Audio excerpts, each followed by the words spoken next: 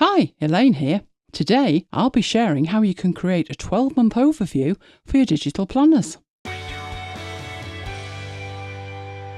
We'll be creating a 2-page spread for a digital planner. It's going to include 12 mini-month calendars and 12 notes blocks. And this is going to be manually created. There is no data merge involved. To speed things along a bit, I will be using something that I've created called the Calendar Creation Kit. It's a set of assets that I've created for making calendar creation as easy and as fast as possible. So to start, let's make a new file. This is going to be a 2-page spread. I'm choosing A4. In the pages, I've got it set to 2. I want it to start on the left-hand side, and I do want facing pages. Because it's digital, I'm going for RGB. Margins I've set to 10mm all the way round, and I don't need a bleed because it's for digital output. And create. The first thing to do is give myself some guides to work to. So up to view, down to guides, and each page of this spread is going to have 3 columns. The default gutter for that is 8.5mm, and for this layout I'm leaving it set to that. And close. The next step is to add the calendars. So over to my assets panel, and as I say, I have created a set of assets called the Calendar Creation Kit. It's been in development a while, so hence it being 2.0. It gives me a fast way to add months for any year. This is my Monday start set, so if I want 12 calendars, fastest way to do it is just drag and drop. So there's January, February, March, April, May and June for the page on the left-hand side. And just to prove it doesn't matter how messy it is when we start, I'm not going to tidy those up, I'm just going to add the next set of months, which is July through to December.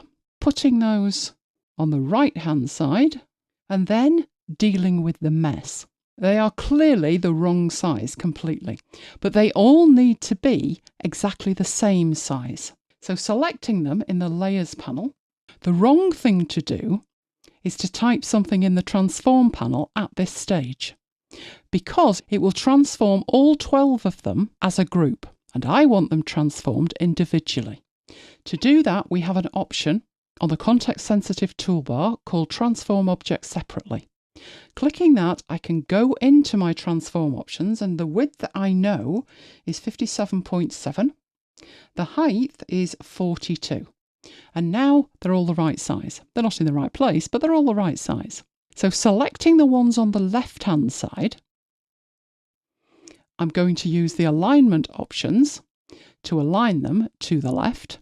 To move them as a group, I need to turn off the option that I've just turned on, the Transform Objects Separately, and put them into position. So I've positioned January at the top. Hopefully that one is June. There we go. I don't need to worry about the rest of them because I can select all of them. So that's 6 I've selected, January through to June. Using my alignment options, I have in the Align Vertically an option to space vertically, and that will just put them into the right location for me. I then repeat that process with July through to December. So alignment, I will align them over to the right-hand side, making sure they're selected, put them in place, move December to the bottom, select all of them, so that's July through to December, back to my alignment options again, back down to align vertically and space vertically. And that's about as fast as you're going to get that. The next thing to do is to format this. Let's zoom in to one particular month and look at what we've actually got. When you're formatting a table, the format comes from 2 places. In your table panel, you'll find all your options to manually format a table, but some of the formatting comes from text styles. So in my text style panel, if I fold these up and then show you what we've got, I have a whole section dedicated to the Calendar Creation Kit. When I open that up, you can see I have day headings, I have days, and I have month headings. All of those 3 contain additional styles. So opening the day headings group, I have a day heading for weekdays and another one for weekends. In the days, I have the weekdays and the weekends. And I also, under the month headings, have separate styles for every month. But you'll notice there's a different icon on the month headings to the days and the day headings. The day headings and the days are style groups, but the month headings is actually a paragraph style in its own right. The reason that these styles are in this hierarchy is when you're formatting tables, you need to start at the highest level. Now, to do that, I'm going to need to import one of my colour palettes as a document palette. And it is my palette for the calendar creation kit, and open that. These are my 3 colours. Now I've got access to my global colours. All of the days in here need to be the same colour. I have a colour called days. The best way to apply that is as high up the style tree as you can go, which in this case is the calendar creation kit. Right-clicking on there and editing it, you can see we have a style. It's not based on anything else. This is the top of the tree. Within there, it has a font defined, and it also has colours. And at the moment, it's black. So clicking in there and choosing days and OK will apply that days style to my headings, my weekdays, my weekends, because it's the top level style. Now, actually, my month heading, I don't want to be that colour. So my month heading is my January 2025. You can see it's actually applied this particular text style, but I want every month heading to actually be white. So I'm editing this lower down the chain of styles at the level of month headings. In here, at the moment, it has no tick in it, and that means it's using the colour that's defined in the next style up. But I want to change that. I want to change that to my heading colour, which is actually white. And OK. Obviously, that stage, not great, can't see it. But I actually want to fill in that cell. So using my table panel, I'm actually going to apply a fill, and that fill is going to be the base colour. And now we can see it. The next thing I need to do is to format all of the borders here. So with the entire table selected, I'm going to format the borders. The outside border needs to be a different colour. It needs to be the base colour, and it needs to be 1 point. Without deselecting, what I'm now going to do is format the inside borders. They too need to be the base colour, but 0.5 is absolutely fine. We click away now, we can see we've formatted the entire table. What has happened to the other tables? So let's take a look. Some of the formatting has rippled through, but not all of it.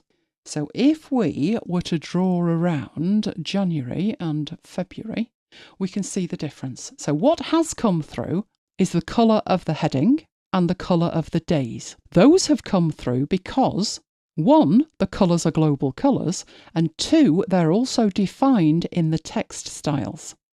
What has not come through is the formatting of the table, but we can fix that. With January selected, go to Table Formats. If you need to see that, you will find it on Window, Table, Table Formats. At the moment, there's one table format in here, which is the default. What I'm going to do, which is why I've selected January, is add a second. So clicking on its burger menu and add format from selection. I will show this dialog box, but we're not going to make that many changes in here. The only thing I'm going to do is rename it so I know what the format is, mini calendar. But in essence, what this is an automatically created style, in inverted commas, as it's called a table format that you can apply to multiple tables. So clicking OK on that, we've created it. Next step in the layers is to select all of the tables. I will zoom out so we can see them all. And with them selected, go across to our new table format. And there's 2 options to apply it. One is to apply the mini calendar. The other is to apply the mini calendar, but override any local formatting. That option will ensure that you don't have any errant formatting showing through. So apply that. And they are now all matching. Next step is the notes block. which is going to take 2 columns next to the mini calendar. For that, I need a table. So over to the table tool, and I will just roughly draw that out. Now, one thing to notice straight away is because I've got 2 table formats, and the last one I used was the mini calendar one, it's automatically applied it to this. You may or may not want that. For what I'm doing here, it won't make that much difference. And it gives us a nice head start with the formatting. But this table is not correct. So instead of 6 columns, I only want 3. And I do believe I had 5 rows. So setting that from 10 down to 5. Obviously at that point it needs to be stretched out again, but I do know the height that needs to be, because it needs to be the same height as the mini calendar. And the mini calendar was 42mm. And then just put it in position. But that is not what the notes needs to look like. The first column needs to be 5mm. So I'm just doing this very roughly, dragging it back. There's 5mm. This middle one here needs to be 113.5. And we're almost there. But it needs to be formatted. In fact, what I'm doing with this, I'll be taking formatting away rather than adding it. So in my first column, I'm going to need my table panel. I don't want any lines between rows 2 and 3, 3 and 4, and 4 and 5. That isn't something you need to do manually. You have an option to format the inside horizontal borders. Clicking that, it highlights in blue what's going to be affected. Colour doesn't matter because I'm actually going to turn them off. When I click away, you can see it's taken those away. I need to do exactly the same in column C. The last thing I need to do in here is to select the cells in column B, and what I want here is to remove the border on the left and the right. Now, I've done this in other videos and I did it twice, but there is a fast way, which is if you know you want to remove the outside vertical ones on the left and the right, make that the selection and then turn off the borders. And it's beautifully formatted. Now, I need 12 of these, but if you've been following along with my recent videos, you should be screaming out, oh no, don't just duplicate them. No, don't just duplicate them. With it selected, what I'm going to do is switch to the designer persona. I have exactly the same layers panel available, so in there I'm going to call this notes block. And what I'm going to do in here is go to the symbols panel and click create. And I now have a symbol of my notes block. That is all you need to do in Designer. You can then switch back to the publisher persona. Then I'll zoom out, and then what I will do is duplicate that. So I'm holding the Option key down and dragging it down. Now it's in position, I should be able to power duplicate. 3, 4, 5 and 6. I can work even faster now because I've got 6 of them. Holding the Option key down, dragging them over to the right hand side and putting them in place. And we have our layout. To get a good preview of what that's going to look like, you have the option at the top to toggle the preview mode, which turns off the columns in the background, and that is the final layout. But you know I'm not going to leave it there. Got to make it worth our while, having made a symbol for a start. So I'll turn this back on so we know what we're looking at, and we'll have a look at one of the notes blocks. In fact, let's tidy up the layers. So grabbing all of the months and Command and G to group those, and we'll call those mini calendars. And these are our notes blocks. The orange stripe means that they're a symbol. So what I'm going to do at this stage is place a graphic. So up to File, down to Place, and it's my push pin graphic, which is going to clash terribly. It's definitely, absolutely not where I want it. So what I'm going to do is move it up so I can scale it and position it. So it's far too big at the moment. Let's scoot it down, and I want it in the top right hand corner of one of these. Maybe a little bit bigger than that. That's about right. Now at the moment there's only one of them. But if I place that within any one of these symbol instances, so the one I'm aiming for is this bottom one that is in the top left hand corner. So there's my push pin. Let's just drag it down keep going, go on, and put it inside that notes block, you can see instantly it appears in all of the other notes blocks, and that's because it's a symbol. As I said, it clashes terribly, but we're about to fix that. So zooming in so we can see it. With it selected, and if you did open any of the other symbols, you would see exactly the same image. But with any one of them selected, I'm going to change the blend mode to luminosity. It makes it fit with the colour we've selected much better. Let's zoom out and have a look at that, and we have 12 push pins. Obviously, the other way to make global changes is by changing the global colour. And the reason that I've added the image before changing the global colour is to show just how well all of this was planned. So let's go into the base colour and edit that fill. And I am going to make it a green, which is 8ED08E. And everything updates except the colour of the days. And that's because that was a slightly different colour, which is the days global colour. I right click on that, 8ED08E,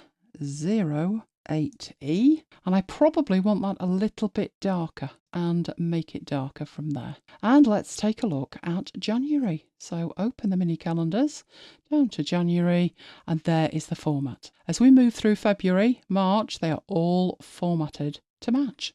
And if we move to one of our notes blocks, you can see that despite the fact that that push pin originally was red, and in fact in the layers panel is still showing as red, because it has a blend mode applied to it, it's interacting with the colour of the notes header to make sure that it always matches.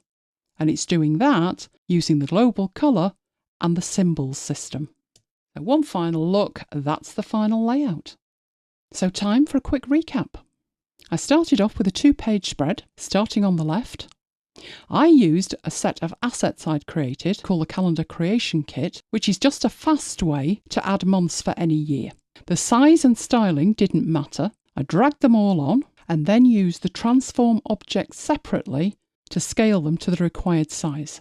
I then toggled that option off and I used the alignment tools to space the calendars vertically. Then I applied the formatting to one instance of the table using 2 methods. First, text styles. Then once they were correct, I created a table format and applied that table format to all 12 months. Then I made a single notes block, formatted it, turned it into a symbol. Using symbols means you can change the look of the notes block. In my case, I added a push pin. And using global colours means you can update the entire spread to match whatever you're working on. If you want new tutorials and tips and tricks on a regular basis, check out my free training at elainegiles.com/VIP. Hit the subscribe button and notification bell so you don't miss future tutorials. And if you have any requests for specific tutorials, be sure to contact me. I would love to hear from you. Thanks for watching and see you next time.